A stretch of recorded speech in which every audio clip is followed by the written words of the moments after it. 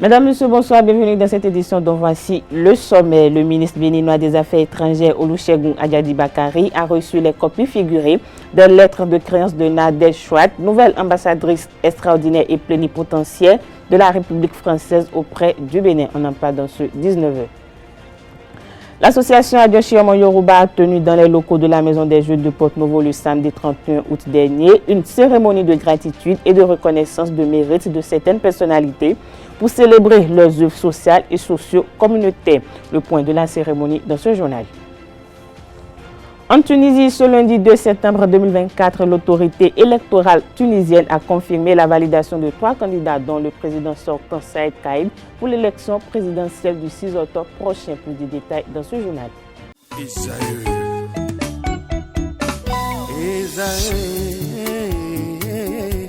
Vous recherchez une école de référence pour une double formation universitaire et professionnelle de qualité? Voici l'opportunité à ne pas rater. L'École supérieure d'administration, d'économie, de journalisme et des métiers de l'audiovisuel ESAE vous offre des programmes d'enseignement en licence et en master orientés vers l'emploi qui font d'elle une référence à travers les filières de l'administration générale et territoriale, l'administration du travail et de la sécurité sociale, droit, diplomatie et relations internationales, administration hospitalière, universitaire et intendance, journalisme et métiers de l'audiovisuel et toutes les filières des sciences de gestion. Une seule adresse, www.esae.bj.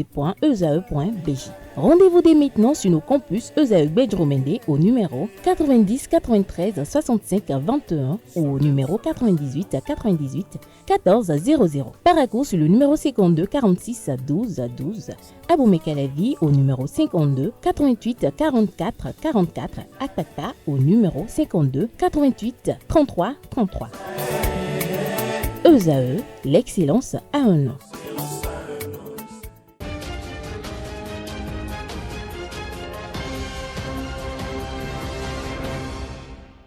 À nouveau, bonsoir. Merci de préférer ESAE TV pour vous informer. Nommée en tant que nouvelle ambassadrice de la France près le Bénin, Nadège Chouat a officiellement pris ses fonctions. Elle a été officiellement accueillie par le ministre des Affaires étrangères béninois, Olusegun Ajadi Bakari. Lors de cette cérémonie de rencontre, elle a remis les copies figurées de ses lettres de créance marquant ainsi son entrée en fonction. Ce tête-à-tête entre les deux personnalités a permis d'aborder diverses questions relatives à la coopération fructueuse entre Paris et Cotonou. Il est à noter que le président français Emmanuel Macron a émis le décret de nomination de Nadège Chouat en tant qu'ambassadrice extraordinaire et plénipotentiaire de la République française auprès de la République du Bénin le 5 juillet 2024. Les membres du Lions Club Cotonou Fraternité ont fait don de vivres et de kits scolaires aux enfants de l'orphelinat Amour et Manon de Ouida, une activité qui s'inscrit dans le cadre de la rentrée scolaire 2024-2025. Le point dans ce reportage signé Francis Fahami. Des sacs de riz et de maïs, des pâtes alimentaires, du lait concentré, des kits scolaires et bien d'autres. Nous sommes à Ouida et c'est les bras chargés que les membres du Lions Club Cotonou Fraternité ont porté secours aux enfants de l'orphelinat Amour et Manon. Nous avons une centaine d'enfants dans le centre et nous leur avons apporté des vivres et aussi apporté des kits scolaires à 87 enfants qui vont à l'école dans le centre. Ça a été tiré au pif. On a eu plusieurs propositions d'orphelinat. C'est vers là où le cœur nous a emmenés, notre cœur nous a emmenés. On est venu et franchement, on n'est pas déçus du choix parce que c'est un centre qui a vraiment besoin d'aide. Une initiative bien accueillie par les pensionnaires du centre qui n'ont pas manqué d'en faire le témoignage. Personne n'ignore le moment que nous sommes en train que nous voulons traverser et ce serait parti pour 9 mois. C'est la rentrée scolaire des enfants. Il leur faut des fournitures scolaires, des kakis, des vivres, le petit déjeuner, le dîner, si possible le goûter. Donc les membres de Lions Club Cotonou Fraternité, je ne peux que les remercier et demander au Tout-Puissant de veiller sur eux. Une action qui vise à soutenir les responsables de l'orphelinat et qui permettra d'améliorer la qualité de vie des différents enfants. Ceux qui s'occupent de la veuve et de l'orphelin remplissent une mission noble, une mission humanitaire. Et notre devoir, c'est de vous assister. Au retour, nous allons rendre compte au président du club qui est absent du territoire et le CA va statuer tout ce que nous venons d'entendre ici ne sont pas tombés dans des oreilles de sourds. Je sais que dans vos écoles, dans votre quartier, il y a des gens qui n'ont pas mangé, ou bien est-ce que vous leur donnez à manger? Quand vous avez un peu, quand papa vous donne un peu là, est-ce que vous donnez 10 francs, 5 francs à ceux qui n'en ont pas? Vous faites ça? Merci, applaudissez pour vous. Les amis Lions du club Cotonou Fraternité prennent congé des enfants de l'orphelinat Amoué Manon de Ouida avec le sentiment d'avoir contribué à l'épanouissement ainsi qu'à la croissance de ces enfants. Toujours dans le même registre, l'Association des jeunes dynamiques pour l'action sociale AGEDAS Bénin a semé la joie dans le cœur de plus de 400 élèves démunis et orphelins de l'école primaire publique d'Ogbodi dans la commune de Semek-Podi, arrondissement de Storkwe. C'était ce dimanche 1er septembre 2024. Le reportage avec Quentin Amoussou. Près de 500 élèves démunis et orphelins de l'école primaire publique EPP d'Ogbodi et d'autres localités ont bénéficié des kits scolaires offerts par l'Association des jeunes dynamiques pour l'action sociale AGEDAS Bénin. L'objectif, c'était de mettre la joie dans le cœur de ces orphelins, de ces enfants démunis pour qu'ils puissent aller à l'école comme tous les autres enfants. Et ce qui a été fait, et les enfants sont heureux. Un geste très apprécié par la première responsable de l'école. Spécialement, ils ont choisi certains apprenants, c'est-à-dire les cas sociaux, les orphelins, et ils veulent prendre en charge ces orphelins-là. Ils sont venus aujourd'hui, ils ont donné des fournitures à tout le monde, mais à ces orphelins-là spécialement, ils ont eu des sacs, d'autres ont eu des chaussures, ils ont cousu des tenues kaki pour d'autres enfants. Vraiment, je tiens à dire sincère merci à l'ONG AGEDAS. Élèves et parents d'élèves ont remercié également les membres de l'ONG pour cette œuvre sociale. Nous avons reçu les fournitures scolaires à l'ONG AGEDAS. Je suis content parce que l'ONG AGEDAS a donné les fournitures. Je le remercie beaucoup. Evivira mise jiregu bo evivira madayon de na don do yero gbongwa evivira mtaun do ko me hunda o yambo do mlondu president pe titan do file bo nuele so wato wetenu evivira mtaun. AGEDAS Bénin vient ainsi d'impacter la vie de ses élèves et semer la joie dans le cœur de leurs parents à 2 semaines de la reprise des classes. Je l'annonçais à l'entame de cette édition, l'association Adjoshi Omo Yoruba du Bénin a rendu une cérémonie d'hommage aux filles et fils Yoruba nominés ou à leurs ayants droit. C'était le samedi 31 août 2024 à la Maison des Jeunes de Diekankwévi à Porte-Nouveau. Le reportage avec Quentin Amoussou. Ils sont 20 illustres filles et fils Yoruba distingués à titre anthume ou posthume ce samedi 31 août 2024. Une reconnaissance décernée aux nominés par l'association Adjoshi Omo Yoruba du Bénin. Mise en œuvre effective de la TNT dans les pays membres de la plateforme État des lieux, proposition et stratégie d'action, c'est le thème retenu pour la 11e Assemblée générale des présidents de la plateforme de régulation de l'audiovisuel de l'Union économique et monétaire ouest-africaine et de la Guinée.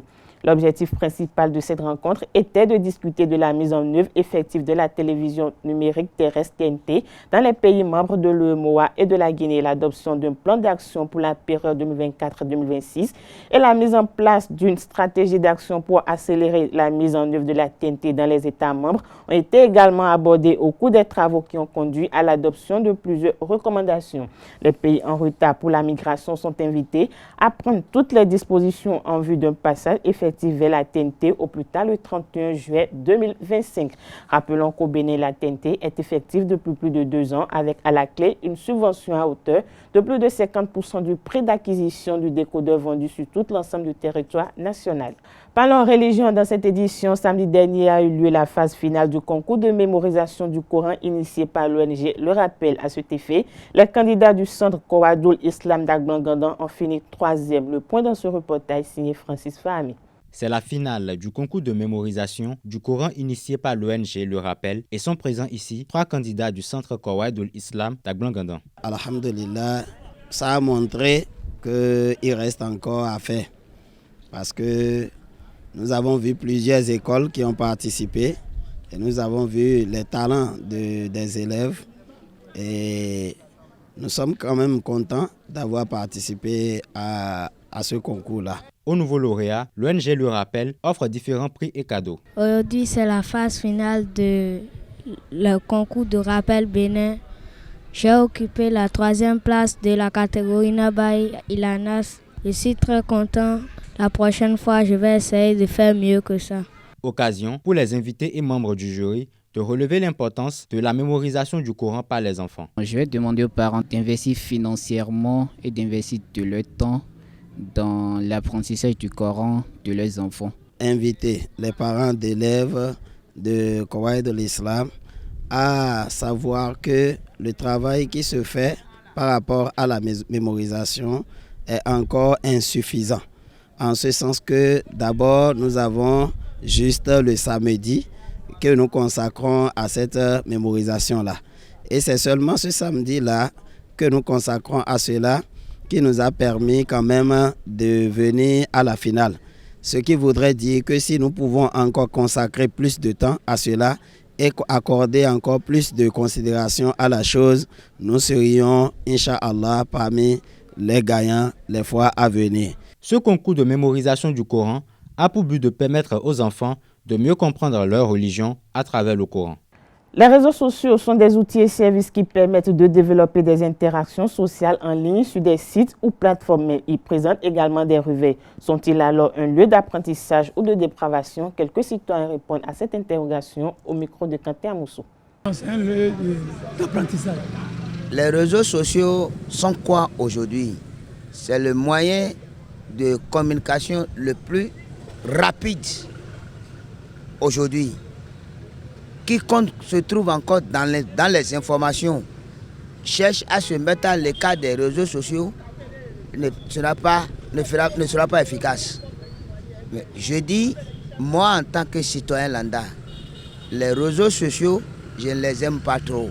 Les réseaux sociaux, aujourd'hui Internet permet au monde d'être un petit village, comme Facebook, comme Twitter, comme Instagram. Internet en général, en un mot, est un instrument aujourd'hui de développement. Aujourd'hui, on ne peut rien faire sans Internet. Maintenant, Internet, ça a double sens. Il y a le bon sens, il y a le mauvais sens. Moi, je dis que c'est une bonne chose encore, parce que le monde a évolué. La science, aujourd'hui, maintenant, sur les réseaux sociaux, ce n'est pas ce qui est mal seulement qu'on va dire. Il y a plusieurs appels aujourd'hui, même les électriciens bâtiments, ils travaillent dans les réseaux sociaux pour montrer comment on monte ici, on monte ici. Nous avons un problème d'éducation au sein de la société d'aujourd'hui, que ce soit en Afrique, même en Occident. Il faut pouvoir bien éduquer les enfants pour leur montrer que le côté positif, de toujours choisir le côté positif des choses.